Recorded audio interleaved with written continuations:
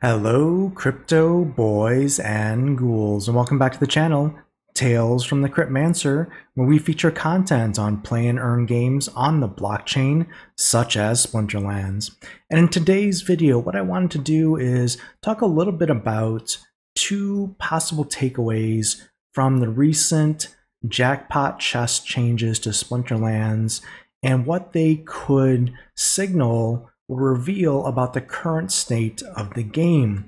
And for those who may not be aware, Splinterlands has reintroduced jackpot chests as of yesterday in the patch for the game. So now, for the first time in, well, quite some time, majority of people could get access to potential items that could be sold for real money. These would be NFT items that were not soul-bound. So this is probably like the first time in a year and a half, really, other than the recent titles in the Glint store that were like $1 million plus Glint, that the average kind of player could access sellable merchandise that wasn't locked to an account. And what did we see? Well, it was interesting. Let me go through some of the Discord messages to give you some of the history here and the timeline of what happened.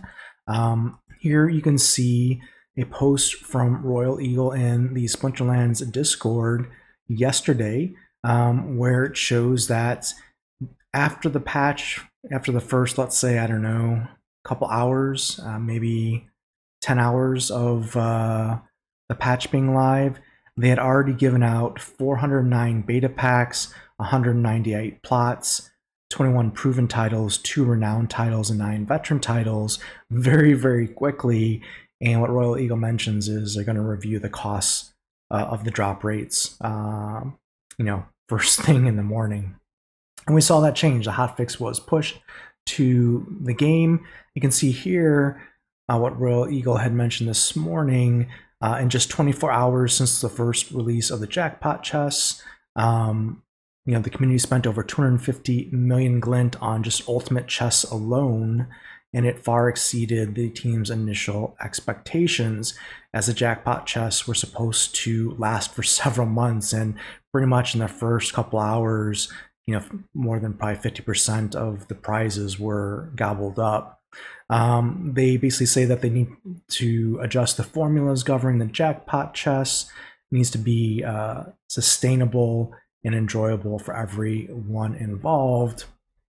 And what they subsequently came out with later this morning is some of the stats, and that the total outstanding glint in the entire system looks like 1.17 billion glint, and the community burned just in the last 24 hours 353 million, so roughly 30% of all glint in existence was burned in 24 hours.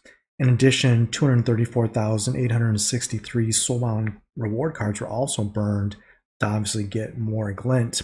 And what they did is they adjusted the drop rates and the costs, or number of chests you can get before having penalties applied to the costs in the game. So they basically made it reducing the number of chests you could get by 10, a factor of 10, meaning that before you could get 100 ultimate chests, now you can only get 10 before prices go up. And they also reduced the probability of a jackpot by a factor of 10, meaning before in an ultimate chest you had a 1% chance of getting a jackpot, which meant 1 out of, let's say, every 100 chests you would get a jackpot. Now it's been reduced by a factor of 10 to 0.1%. For a chance of a jackpot, which is obviously much lower there. So those are the changes that were instituted in the game pretty quickly to, I guess, control the flow of assets there.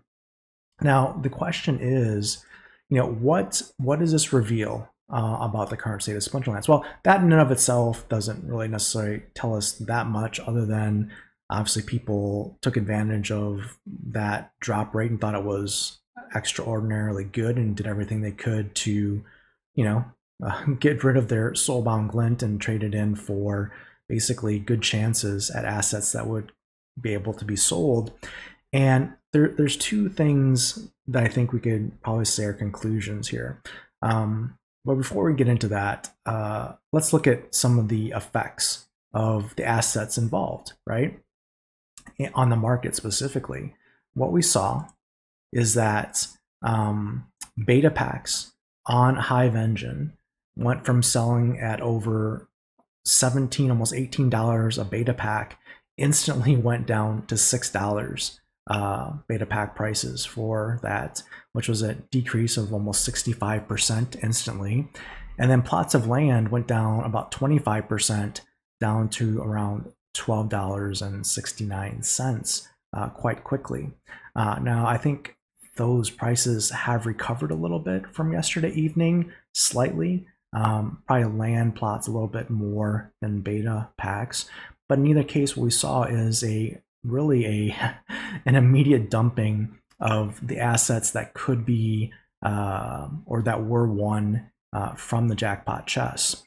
And what's interesting here is if you look at the price of the SPS token as well, yesterday in I guess correlation or connected to the jackpot chess being launched, we hit an all-time low for the SPS token at 0.01182 cents. That happened yesterday, May 14th, 2024. So that was also interesting to see there, coming down from its all-time high in 2021 of $1.27. This is data courtesy of CoinMarketCap. So what are the takeaways, at least when I look at that? Well, two things. Number one is that there is a voracious appetite for the existing and current player community to be able to play and earn in Splinterlands. And for the first time, where the average player that didn't have, let's say, a million plus glint sitting around in their account could get sellable assets in the game that weren't soulbound and locked to their account, they took it and they sold pretty much anything that wasn't nailed down. Because, well, that's kind of part of the play and earn, part of play and earn. You play and then you have something that you can earn with. And yeah, so there's a voracious appetite for people to be able to, try and, have something that they could sell in a play and earn game. Now, ideally, if a play and earn game is engineered right with game mechanic loops and such, and this is the second conclusion I will tell you that I think has been revealed about the current state of Splinterlands, is instead of what you can earn in the game being dumped on the market and sold immediately, is that you would actually want to ideally use or hold those things that you earned in a play and earn game. What does it tell us about beta packs? Well, I think what the message that was kind of loud and clear here is that the beta pack cards, or the beta packs, while they are rare and the cards in them are also rare, instead of people getting and winning those and rather holding on to them or opening them and using those cards either on land or in the Wild League, what it tells us is people don't care. Even though those are scarce and quote valuable assets in Splinterlands, they would rather take the ice cream money and run.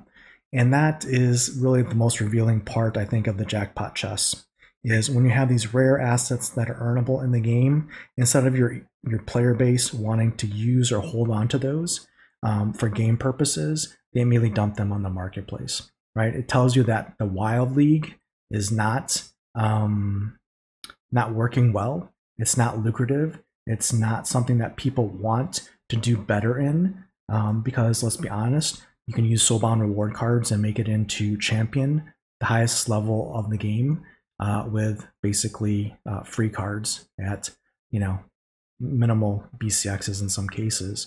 So there's no advantage to having beta packs or beta cards or cards to do that, because the system is inherently broken right now.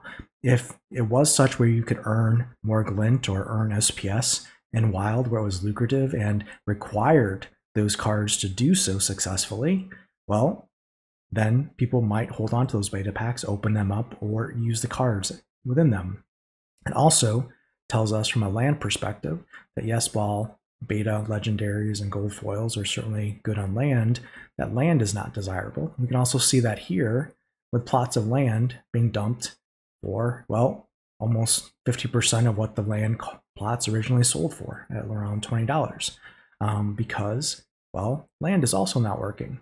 The economy of land is such where the costs of bringing land online are much more expensive than the benefits, implied benefits and real-time benefits of running that land in the game.